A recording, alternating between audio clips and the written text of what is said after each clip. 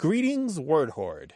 We're here with an exciting option for you, a version of our podcast without any ads. That's right. No advertising interruptions, just the content you love, ready to go in your favorite podcast apps like Spotify and Apple Podcasts. It's another way to support the show, ensuring that we keep bringing you the word stories and language explorations that you love. Try it at waywardradio.org/ad-free. And it's affordable. For just a small subscription fee, you can enjoy A Way with Words uninterrupted, except by us. Plus, it makes a great gift. Know somebody who loves language as much as you do? Give them the gift of words. Easy to sign up, easy to enjoy. It's the same A Way with Words, just streamlined for your listening pleasure. Go to waywardradio.org/ad-free. Support us, support the show, and enjoy an ad-free listening experience. waywardradio.org/ad-free. Thank you. You're listening to A Way with Words, the show about language and how we use it. I'm Grant Barrett. And I'm Martha Barnett. One of our occasional guilty pleasures here at A Way with Words is the website called Slushpile Hell. Oh, yes. This is where a grumpy literary agent lets off steam about the bad manuscripts and the awful query letters that he receives each week. And Grant, you know what a slush pile is. Yeah, slush pile is when you work in book publishing, you get a lot of unsolicited manuscripts, either if you're a publisher or a literary agent, and somebody has to go through them because there might be a genius in there. There usually isn't a genius, but there might be. So you have to give everything a try. Right. And Slushpile Hell is this weird mixture of sort of schadenfreude and eye-rolling and snark. And it's also evidence that an amazing number of people have what you might call a wildly overinflated view of their writing ability. Let me give you just one example. Here's a letter that came to this agent. Have you ever wished that you had represented the author of the Holy Bible and placed it with a publisher? No. With the Bible being the best-selling book ever written over the last 2,000 years, the revenue it would have generated for your agency and employees would have allowed your agency to exist for generations. While I don't have a religious manuscript, I do have one I believe is as important as the Bible, which has the sales potential of the Bible. Oh, no. Yes, exactly. Well, so the whole premise there on this website is that a lot of these people think that if they're really positive about their book and they really state their case with a lot of adverbs, they're going to convince this agent and they're just going to be overwhelmed by all the ly endings or something, right? I truly believe this is the best book ever. And my advice is that it doesn't work that way, at least in my experience, and it's different for other people and it's different in other industries.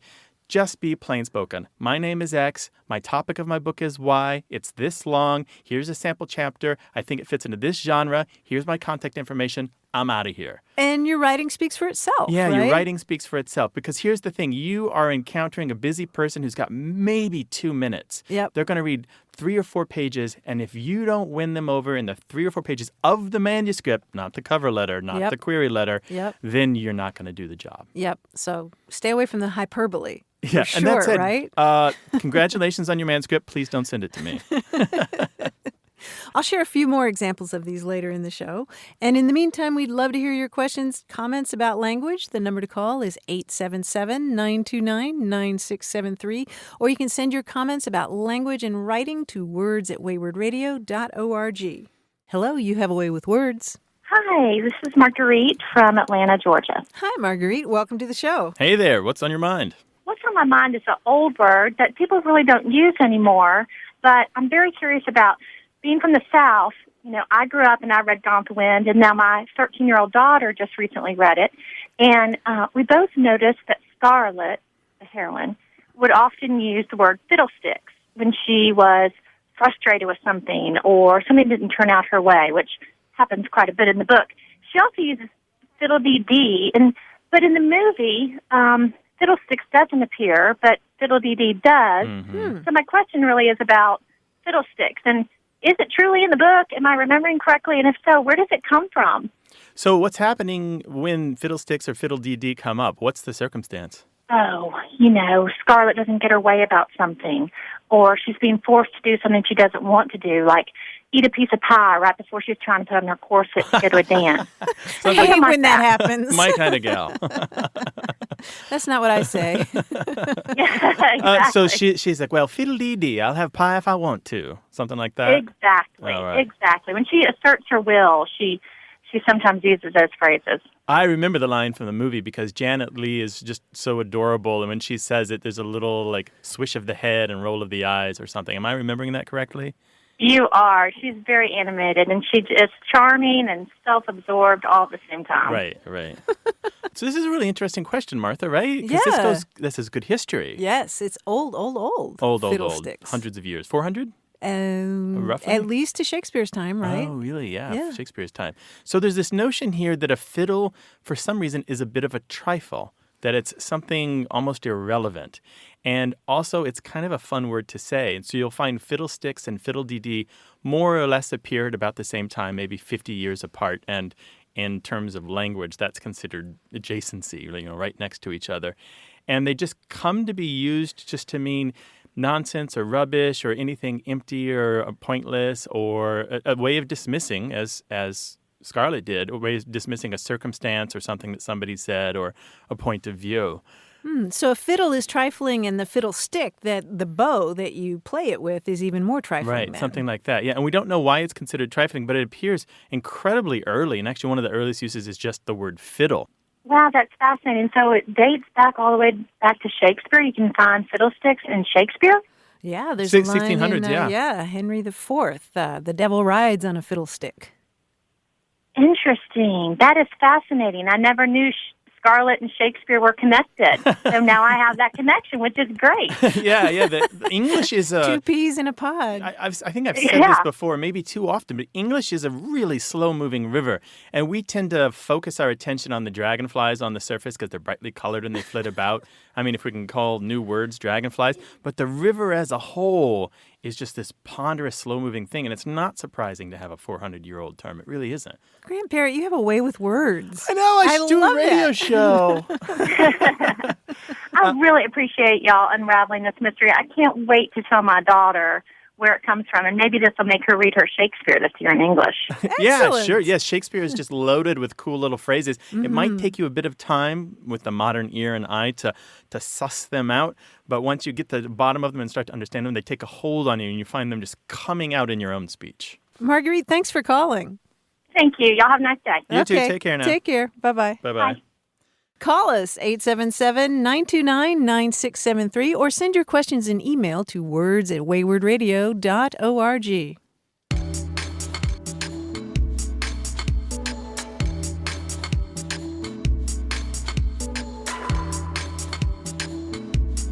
My reading this week has been finding insults from one writer about another. Oh. Yeah, these are always fun. Some of the writer names I don't know, but some of them I do. Okay. A particularly good one was said about Dorothy Parker. To those she did not like, she was a stiletto made of sugar. Ooh. So it's kind of a compliment, Stiletto but kind of made of not, sugar, right? And by yes. stiletto, they don't mean a stiletto shoe. They mean a No, stiletto they- knife. Yeah. Right to the heart with a bit of candy, I guess. Right. Velvet Ooh. hammer. 877-929-9673. Email words@waywardradio.org. Hello, you have a way with words. Hey, Martha and Grant, how are you? My name is Bridget Jockola. I'm calling from Ishpeming, Michigan. Nice. Okay. Yes, it's in the beautiful Upper Peninsula. So here's what happened. I had a Facebook discussion a couple of weeks ago concerning what we say when we are in a public restroom and someone knocks on the door. Now, I myself say, yes, or I'm in here, or just a minute. But what happened was someone, when I knocked on the door, had said occupado, which I thought was really bizarre. And so I put it to a discussion on my Facebook wall, and it turns out that kind of an alarming number of my friends say occupado, and I have no idea where that would have come from. And they're not Really? Spanish speakers natively? Nope, no Spanish speakers, no people of Latin descent. I have one friend who's been to Portugal, but that's about all. Whoa! And was there any common thread, like age or where they're from or anything like that? Well, it's all pretty much, geographically and ethnically homogeneous, my friends. So it was kind of surprising. A friend of mine suggested that it may come from airline travel, like the little latch on the bathroom door says occupied and or occupado. But that seems a little pervasive to have that many people have said it. Well, Yeah. I know what you're talking about. I've had this discussion before with people, and it's kind of crazy, isn't it? How many people say, I say occupado, and I don't know why I say it. I must have picked it up from a TV show or a movie, but I think your bilingual idea of not just airplanes, but all these other places in American life for far longer than you might think have had bilingual signs for these basic things like bathrooms and doors and things where Spanish and English might be needed. Push, pull, right? Oh, yeah. I remember open, closed, that sort of thing.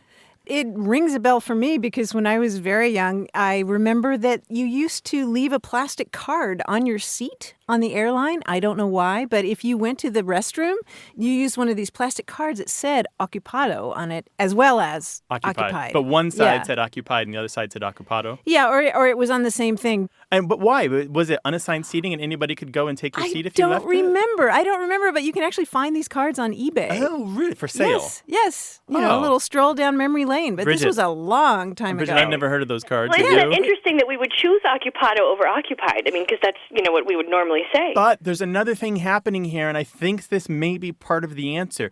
We are fascinated with certain foreignisms. We take certain foreign words and we just borrow them into English for no good reason. Like you might say sayonara to somebody when you actually are saying goodbye and you really don't want them to come back, right? Like sayonara, sucker, right? Yeah. We'll say things like entree if we're pretending to be formal instead of saying enter, right? We'll say and I say danka for thank you because it's faster when I'm in a hurry. There we go. We might say excuse-moi, kind of like Steve Martin saying excuse me, right? And there's a whole, we say adios for no good reason. We could just say goodbye, but for some reason we say adios. And there's a ton of these in English. And so maybe this is part of that class of words that we just borrowed. I think it does one interesting thing that all these other examples do.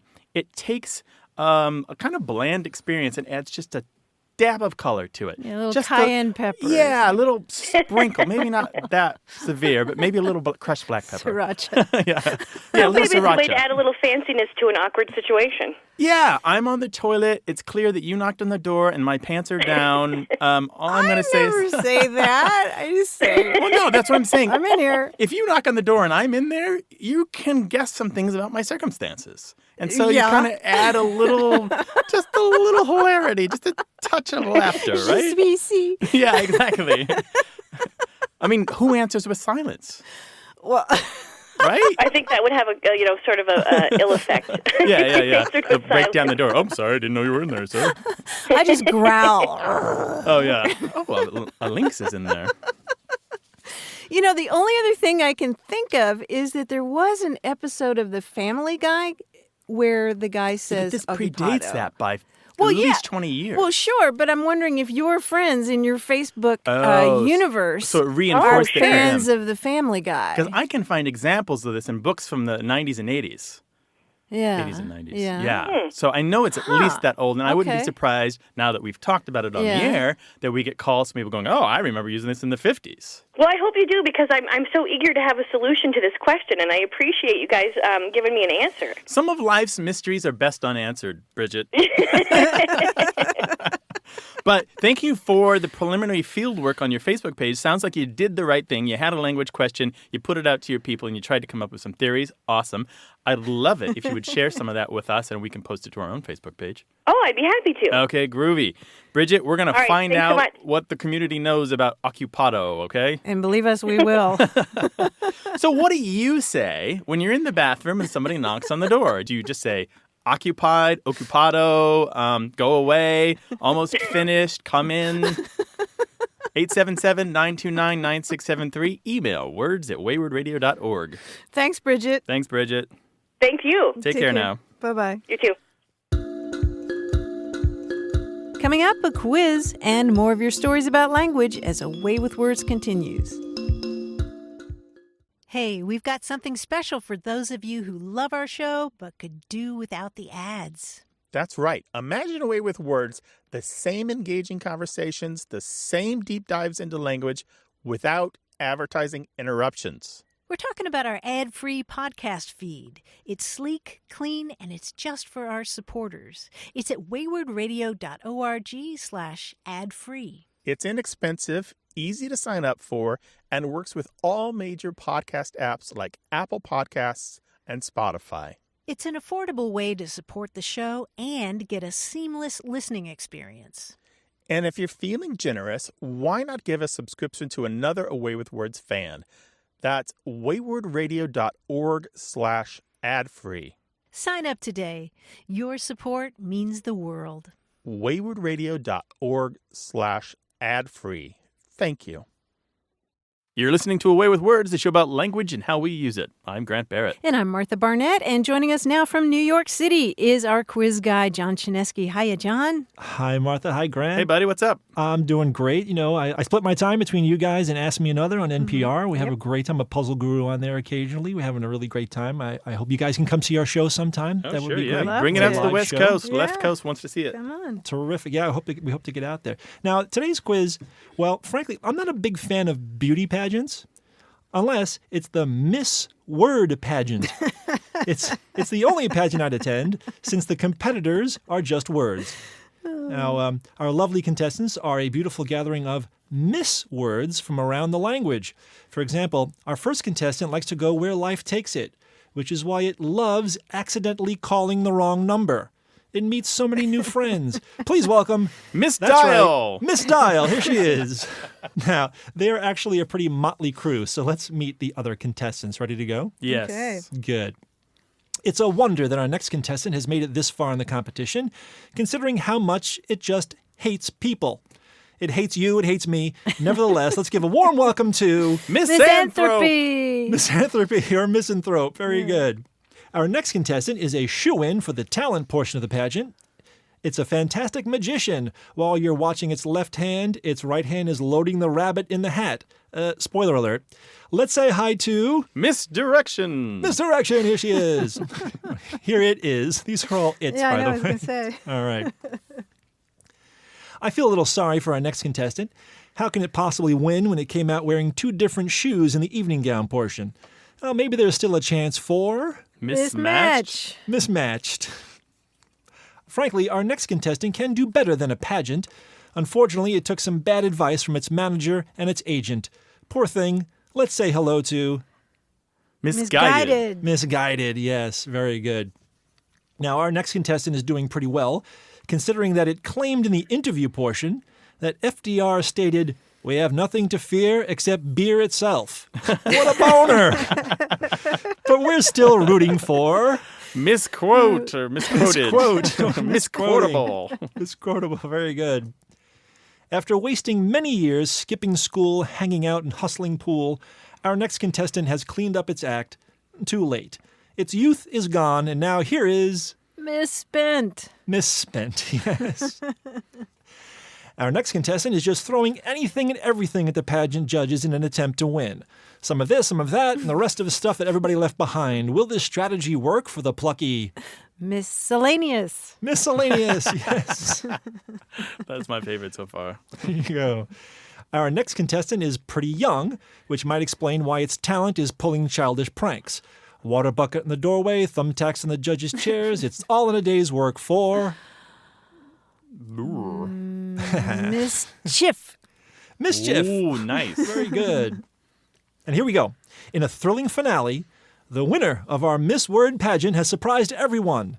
It won because the vote tally was completely messed up.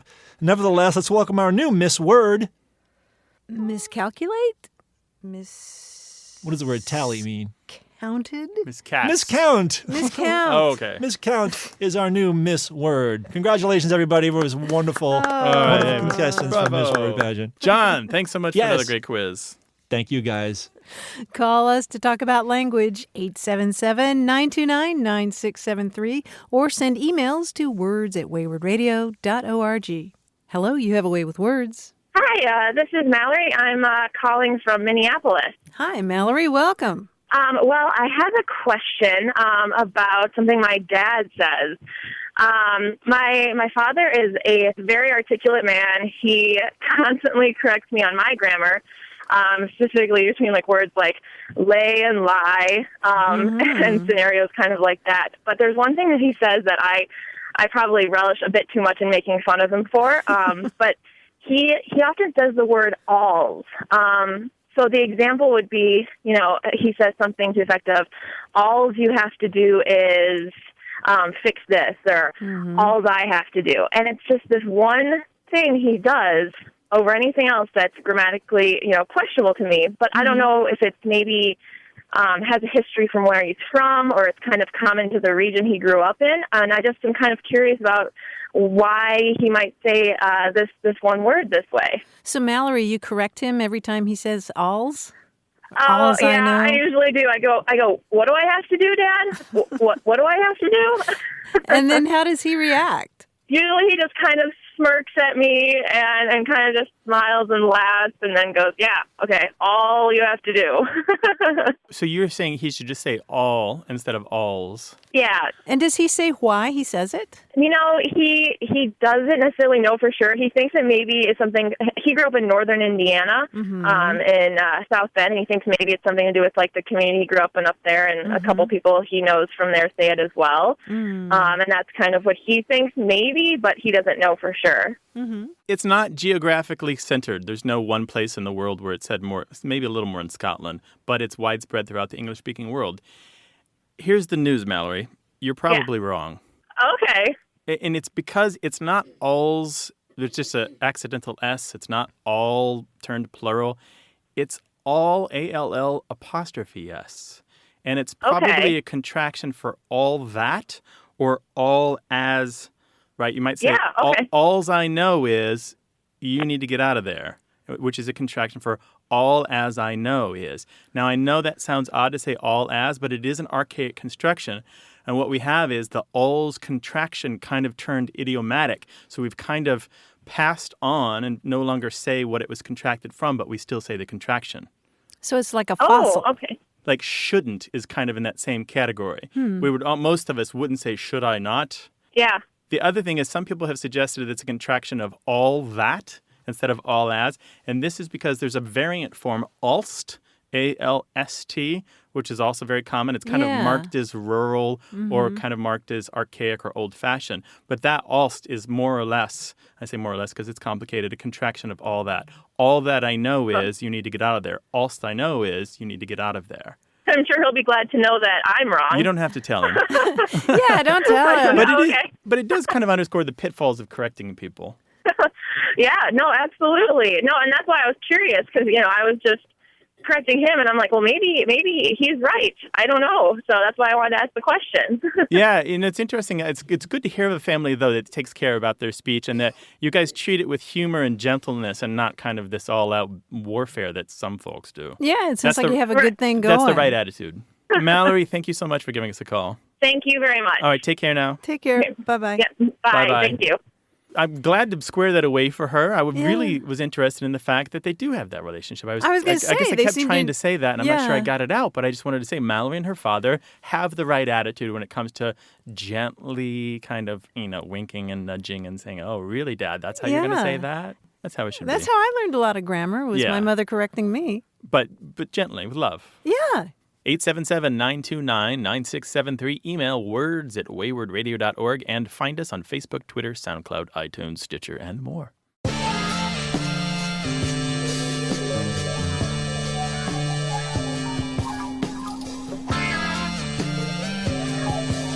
Grant, here's another letter to an agent that appears on the website Slush Pile Hell. It goes, I am looking for a literary agent. I have attached the book. The writing is final, and I do not want it changed. Let me know if you want to take it on. It's a very good book, very well written. Please advise.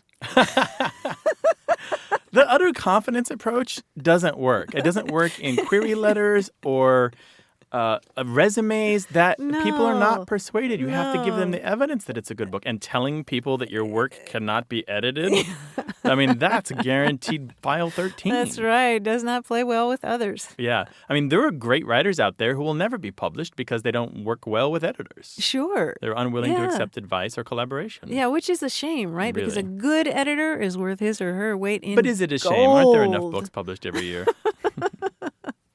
More competition out there. 877-929-9673.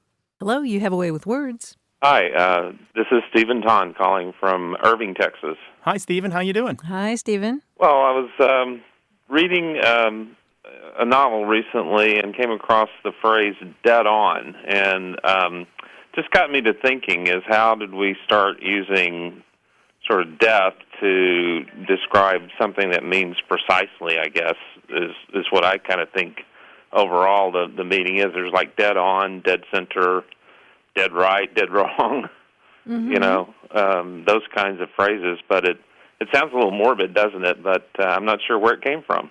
Well, it does, but your hunch is correct. It has to do with the notion of death being utter or absolute or absolutely certain. So you get things like dead tired, dead bolt, dead certain. Dead simple. Yeah, so it's really sort of finality is what you're talking about there. Yeah, it's not directly related to death, though. It doesn't necessarily have to do with shuffling off this mortal coil or anything like that, but it's the finality of it. When I've lost someone to death, I always think about Get Smart. Do you remember the beginning of Get Smart? That old TV show where the guy walks... Yeah, I remember the show, but what part? Yeah, I'm thinking about the guy walking down the hall with all the doors closing. Yes, exactly, and those doors just slam, and it's very dead. It's very certain. It's very absolute. No going back. Yeah.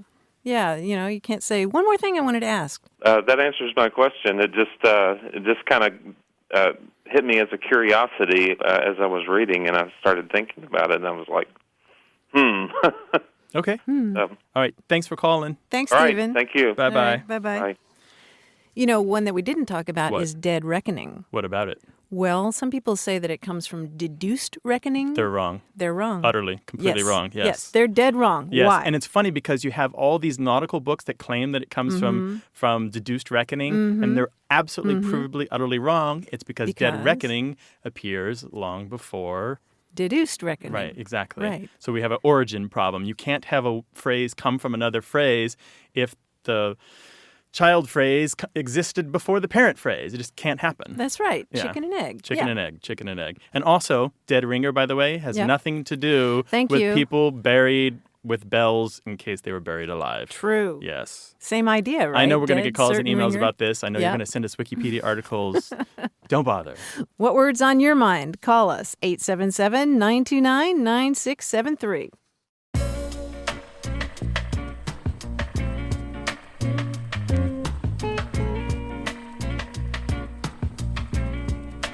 On our Facebook page, Beth Snyder asked what people say when you have somebody who's in the way, like you're trying to watch TV and somebody's in the way. She said when she was growing up, her mom would say, "Your daddy weren't no glass maker." What is? Oh, right. You're not transparent. And her friends' parents would say, "You make a better door than a window." Did your family have anything No, else it's just like that? down in front, yeah. Or chop down that tree or something. Move, yeah. Some comment about, chop down that tree? Some comment about tall timber usually. I never heard that one. What did your family say? 877-929-9673. You can also send it an email to words@waywordradio.org or join the discussion on Facebook. Hello, you have a way with words. Hello there. My name is Sandra, voter, just like you vote on Election Day. Well, Sandra, welcome to the show. Hi, Sandra. Hi there. Good. I got both of you. How are you? You do. We're great. Thank you for asking. What can we help you with? Well, I'm calling from Columbus, Georgia, the deep south. Oh, yeah. And both my parents grew up in the big city of Dothan, Alabama, which is southwest Alabama, and in the country. And my mother and her family had this expression, which has always made me wonder where it came from. It was, don't be messing and goming with that. And that usually meant food. And I got the impression that the messing was bad, but the goming was worse. It was just really bad. So I just don't know where that came from, and I have asked other Southerners, who, from around their age group or their children, and no one else has heard that expression. Messing and goming usually has to do with sort of messing around, just dawdling or puttering or getting yourself into trouble. And the goming is really interesting. It comes from an old word that has to do with something that's sticky, something that you smear, like it grease or butter. Yeah. Or mud. In fact, it might be the grease that comes out of an axle, just that kind of mix of grime and dirt that comes out of an axle at the end of a wheel. And so if you're galming or you're galmy, you might say the baby's all galmed up. She's got cornbread and molasses all over her face or something like that. We might say today, most people today might say something is gummed up, which is related to that, right? Yeah, You've gummed up the works or something like that. Came from that. But I hadn't thought of it. But it must, as you say, have something to do with getting your food dirty in conjunction. There with we go. In general, it's used to mean to mess around or to make something messy. Both of these together. And you do find messin and galman together like a pair. They're just like peanut butter and jelly and salt and pepper. They just kind of go together. I'm glad to know that my family's not weird. That there No, and it's in fine Southern tradition. It is far more common in the South. I mean, it's used elsewhere in the country, but not to the same degree that it is used in the American South. Right, okay. And not necessarily with food. I mean, you might talk about your teenager's room being all galmed up. Right. Well, that's true, too. But usually it's spelled G-A-U-M. We should say that, gom. G-A-U-M. Oh, okay. And it's, I'm glad. And it's glad to know that. It's old enough that you'll find it in a few standard dictionaries, although it does tend to be more of a dialect word. One of the uses I found, which I thought was particularly appropriate, that's a little different, is when you have somebody over, like a tradesman, to repair the sink or to fix a hole in the wall or to even just do major construction on the house. And you might, when you realize they don't know what they're doing and all they're doing is just like farting around, you'll say, he's messing and gumming, he's wasting my money, right? So he's just kind of like measuring but never cutting, so to speak.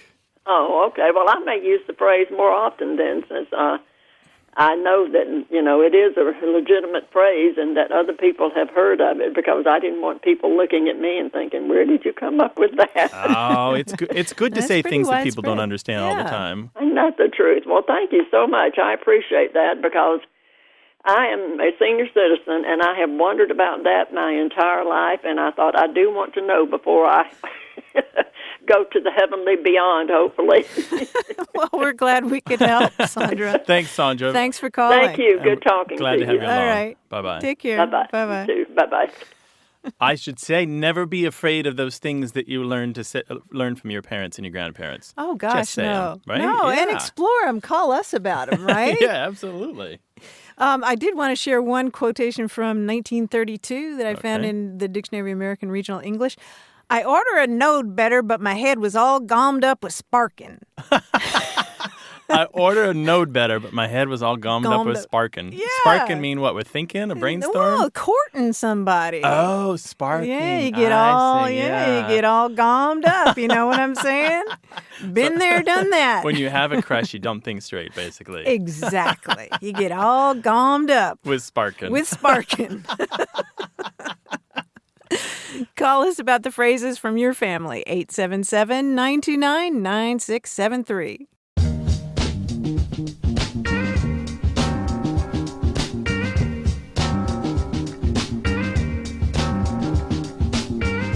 I've never heard of Oliver Goldsmith, but he had a really great quote about Samuel Johnson, the great dictionary maker. Yeah. There is no arguing with Johnson, for when his pistol misses fire, he knocks you down with the butt end of it. Meaning that even if he can't convince you with his argument, he'll just slug you instead. Bludgeon you anyway. A very forceful personality by all accounts. Yes, Dr. Johnson. 877-929-9673. Email words@waywardradio.org. Your questions, our answers about language and how we use it. Stick around.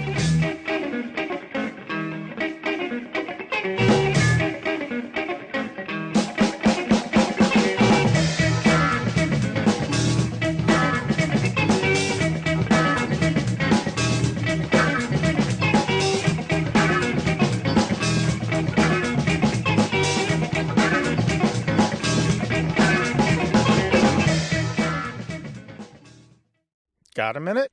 We need your help. Head over to gum.fm/words and share your thoughts in our quick survey. Your feedback matters. It's the backbone of our show's success. Thanks for making our show even more successful. That's gum.fm/WORDS. Thank you. You're listening to A Way with Words. I'm Grant Barrett. And I'm Martha Barnett. Sometimes I just can't help myself. I'll be in the middle of a conversation and somebody will say a word and I'll have to stop it down and just say, oh my gosh, do you know the etymology of that word? It's so fascinating. I'm like, yes, Martha, go ahead. I know. I've stopped down many a dinner party and people are like, how nice for you. We'll be out on the veranda. Right. This happened again the other day, Grant, and I thought I would share with you the etymology and see if you can guess what the word is. Okay, How bring it about on. that? Let's see how this goes. Okay. Well, this etymology involves a German who studied theology and law and then later medicine. He completed his doctoral thesis in Vienna in 1766. And he had this theory that just as the moon exerts a pull on ocean tides, the planets exert this kind of gravitational force on our bodies, and they affect our health that way. And he said that this was a kind of animal magnetism. And he applied this animal magnetism in his practice in Vienna by doing things like having patients swallow a preparation containing iron and then holding magnets on different parts of their body to try to disrupt those gravitational tides. And the basic idea was that somehow he could remove blockages that were causing problems and create this kind of artificial tide to make the problems leave. And later he stopped using magnets and he started using his hands to channel these invisible magnetic fields. He was something of a showman. And supposedly for a while there, he was curing things like convulsions and paralysis. And he would hold these special salons with dim lights and music. And actually Mozart was one of his fans. And then later he moved to Paris, and Marie Antoinette became very taken with him. And his idea of animal magnetism spread for a while. And do you have any idea who this was? It's Mesmer. It's Mesmer, Franz Mesmer, giving us the word mesmerize, meaning to attract strongly or hold spellbound. Oh, interesting. Sounds like the David Blaine of his era or something. Or is it Something kind of like that. Deepak Chopra plus David Blaine? I'm not sure. A little bit of Yeah, both. something like that. But he was working kind of like a Western version of Chi. Sort of, yeah, with magnets and and stuff. But yeah, I stopped down the conversation the other day just because it's such a great story, right?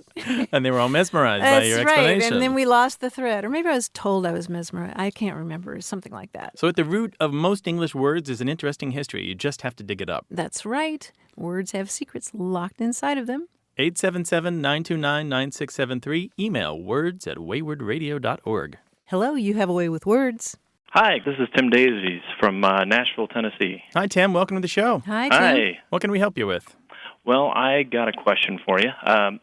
It came up when I was looking at the Constitution, as it turns out. It's the difference between insure and ensure. And I've always been very confident that insure, that is I-N-S-U-R-E, is to protect against loss or to, provide some kind of compensation in the case of a loss. Mm-hmm. And ensure is to make sure that something happens. So in the Constitution preamble, the word that I think should be is ensure, but it is actually insure when you look at the picture. Mm-hmm. So I-N and E-N, and you have a problem with the Constitution, sir? Well, I don't have a problem with the Constitution, but in my understanding, the word that is in the Constitution really is to, well, at least nowadays, it is used to provide compensation for some kind of loss. Right. That is Mm-hmm. insure. Mm-hmm. But so in my modern day thinking, it should be the word ensure, E-N-S-U-R-E. Right. Yeah. It's kind of a shock to see that, isn't it? I in would the agree. Constitution? Which version of the Constitution were you looking at? We're talking about the preamble here. Were you looking at like a reproduction of the handwritten original, or you're looking at just like a modern text HTML version? I was actually looking at a picture of the original. Okay. The handwritten one or the typeset one? Yes, the handwritten one. Okay. It's beautiful handwriting, isn't it? Yeah, we don't write like that anymore, do we? Yeah. So you were taken aback when you saw the version that was there. I was, but then again, back then it seems like the spelling is a little bit more fluid than it is today. After Noah and his Webster's dictionary got put in place. And You're right. Yeah, if you go to the very end of the Constitution there, they spell independence with an A. Independent. No kidding. Yeah. Go to the, I think it's the last line. Yeah, and it's not just Independence. that. When they type after the Constitution had been approved and they typeset it for distribution throughout the colonies, they used long S's as well. Mm-hmm. They spelled defense with a British C. They had a strange capitalization in the handwritten version where nouns like welfare that we wouldn't capitalize today were all capitalized. People. So what you've noticed then is the change of orthography and style and presentation that has come to pass in the last 200 plus years. Mm-hmm. And it wasn't really standardized back then, is that correct? Not nearly as much. Among the educated classes, standardization was beginning to happen. Certainly they were reading each other. It was a very relatively small group of thinking and writing people. And when you got that kind of thinking group all kind of reading each other and writing to each other, then they do develop a kind of consensus about spelling and presentation. And particularly back then, insure and insure meant pretty much the same thing. They could be used interchangeably. Now they've sort of diverged. Mm-hmm. And you can't go wrong using IN for, as you said, paying in advance to make sure that something happens. Or make sure that when something bad happens, you get paid for it, right? Yeah. I see. Yeah. And was there not the concept of insurance in general? There was. It tended to be represented as large pools of merchants, though, like Lloyd's of London and that sort of thing, where you have a giant pool of money to compensate somebody who does intercontinental shipping should they lose a ship at sea. It wasn't the kind of thing where you insure your iPod, I see. Right. Okay. So it was big scale merchant insurance and not like homeowners insurance and that sort of thing. I see. Oh, cool. Very interesting. Cool, Tim. Thank you so much for your call. Sure. All right. Thanks. Thanks for listening, sir. All right. Thank you. Bye-bye. All right. Take care. 877-929-9673. Email words@waywardradio.org.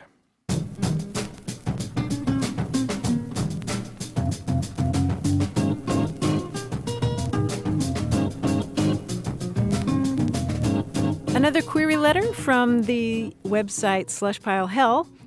My dog has written a book on how to be a success. He already has 38 Twitter followers, which is proof that this concept is going to work. I haven't seen anything else like it in the bookstores. It will be a huge hit. 38 Twitter followers. Amazing. Of the dog. But in all seriousness, though, when I was doing reviews of manuscripts, people would talk about their Twitter followers, and they would always be this terribly low number. Mm-hmm. And really, if you're not talking the tens of thousands at least, you don't really have an audience. Well, 38 is a start. You don't have a big enough... No. For a dog. Are the other dogs, though? Oh, that's true. I bet there's some cats pretending to be dogs. That's right. 877-929-9673. Email words@waywardradio.org. Find us on Facebook, Twitter, SoundCloud, iTunes, you name it. Hello, you have a way with words. Hi, this is Julianne. Hi, Julianne. Where are you calling from? Ludington, Michigan. Ludington, Michigan. Well, welcome to the show. How can we help you? Well, the other day, my daughter and I were driving around, and somehow we got talking about ice cream, and I mentioned something about a purple cow, which to me is obviously a vanilla ice cream with a purple soda, grape neon or whatever. And, of course, she had never heard of that, and she sort of gave me a funny look.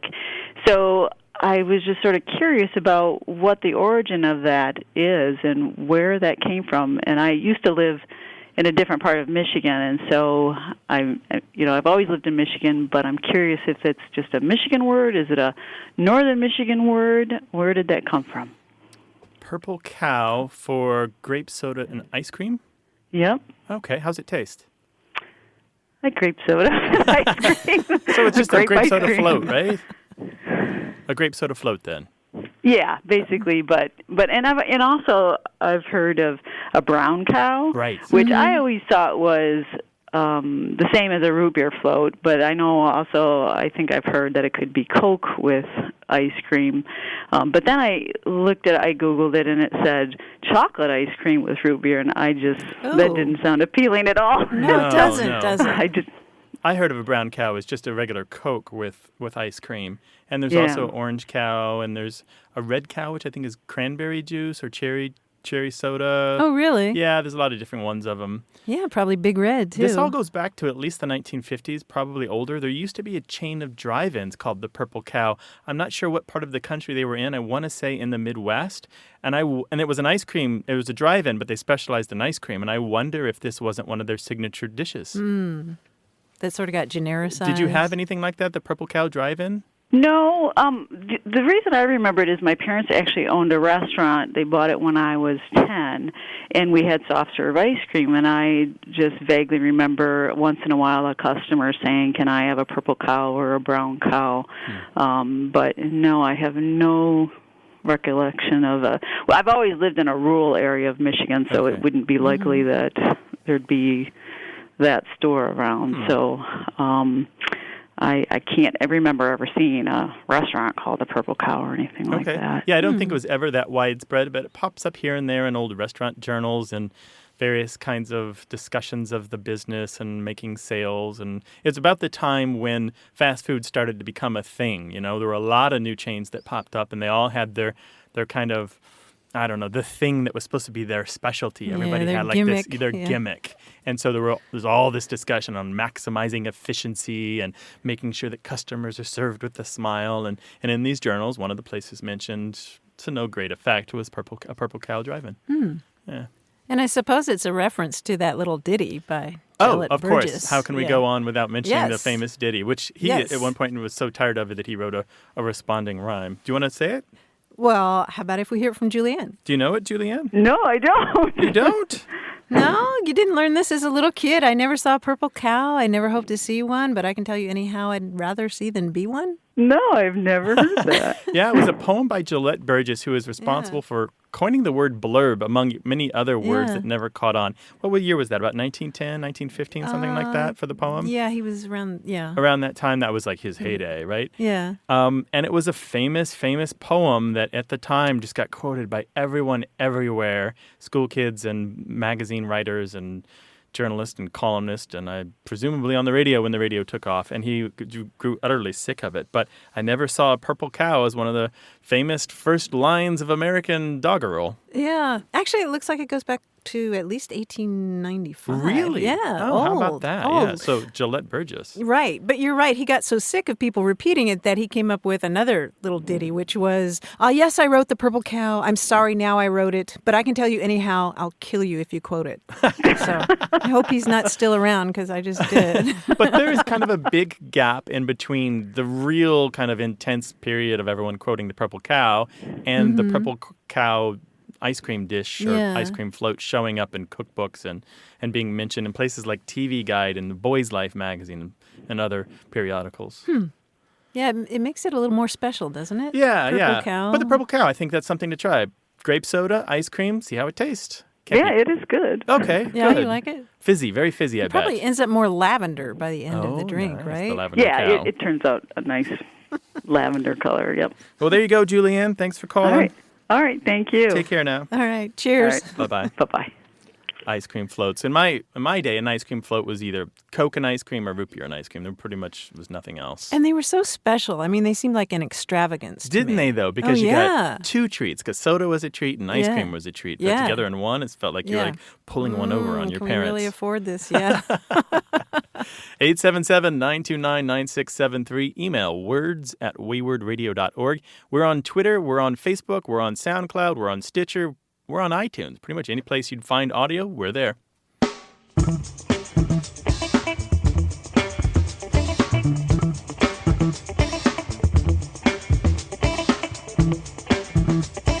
Grant, I was so excited this week to learn about a prominent hill in southeast Wales. It's called the Blorenge, Blorenge. I was so excited. You know why? A word that rhymes with orange. Yes, the Blorenge. We expect the limericks to come pouring in, 877-929-9673, or send them an email to words@waywardradio.org. Hello, you have a way with words. Hi, this is Michael from Weatherford, Texas. Hi, Michael. How you doing? I am doing well today. How's Texas? Well, I have a question. We moved here to Texas about 13 years ago. A word that I've heard being used more frequently here, cattywampus. I'm not sure the actual spelling, if it's C-A-D-D or C-A-T-T, but I've heard it used to describe something askew, out of whack, discombobulated, but the word cattywampus, I've always wanted to know where it's come from and how it came into origin. So where you moved from, they didn't say this word? Well, I heard it a few times, and that was from California. Heard it usually from the older uncles when we were out working at their places, but it was infrequently used there. But I've heard it more often here in Texas. And there are lots of different versions of this word, catawampus or cattywampus. I think I counted 15 once. 15 different spellings of it, with K's and C's and D's and all different kinds of vowels in there. And it seems like it goes back to an English word, a dialectal word, cater, which means diagonal, and may come from French quatre, meaning four. Meaning four, because you have four corners and you go diagonal from one corner to the other. Which would make it related to kitty corner, right? Or catty corner. Yeah, because cattywampus and kitty corner or catter corner are part of a larger family. And I think we've done variants on words meaning askew probably a half dozen times on the show.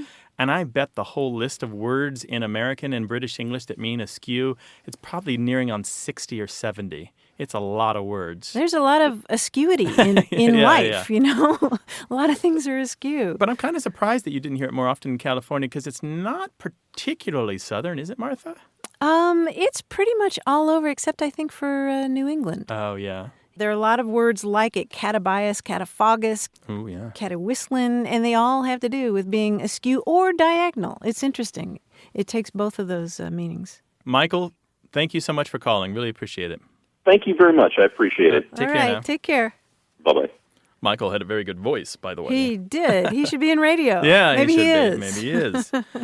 Farm life, country life, the Western life. I don't get much of that day-to-day here in California. I know it exists, but it's out in the valleys, right? Yes. We'd like to hear more, wouldn't we? Yeah, we would, as a matter of fact. I still feel a little cityfied. Bring some country to us. Bring us your country words, your Western words. Like prairie strawberries. What's that? Beans. 877-929-9673. Email words@waywardradio.org.